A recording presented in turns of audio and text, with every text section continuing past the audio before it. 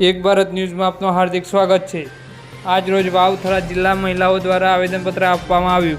વાવ-થરાદ જિલ્લાના કોંગ્રેસ સમિતિના પ્રમુખ ગીતાબેન નાયરની અધ્યક્ષતામાં ઓલ ઇન્ડિયા મહિલા કોંગ્રેસ તથા ગુજરાત પ્રદેશ મહિલા કોંગ્રેસના આદેશ અનુસાર 33% મહિલા અનામત બિલ તાત્કાલિક ધોરણે લાગુ કરવામાં આવે તેમજ મહિલાઓ ઉપર થતા અત્યાચાર, બળાત્કાર જેવા બનાવોના ગુનેગારોને કડકમાં કડક સજા થાય તેવી માંગ સાથે વાવ-થરાદ જિલ્લાના નાયબ કલેક્ટરશ્રીને આવેદનપત્ર આપવામાં આવ્યું હતું। રિપોર્ટર હમીરભાઈ રાજપૂત, વાવ-થરાદ। આજ રોજ ઘણા સમયથી ભાજપ સરકારે આમ તો મહિલાઓનું બિલ છે એ સંસદમાં તો પાસ કરી દીધું છે, પણ હજી સુધી એને લાગુ કર્યું નથી। અમારી બધી મહિલાઓની માંગ છે, ઓલ ઇન્ડિયા મહિલાઓની માંગ છે કે તાત્કાલિક ધોરણે આ બિલ પાસ કરે, અને જો આ બિલ પાસ કરવામાં નહીં આવે તો સડકથી કરીને સંસદ સુધી અમે લડીશું, અમારો હક લઈને જપીશું।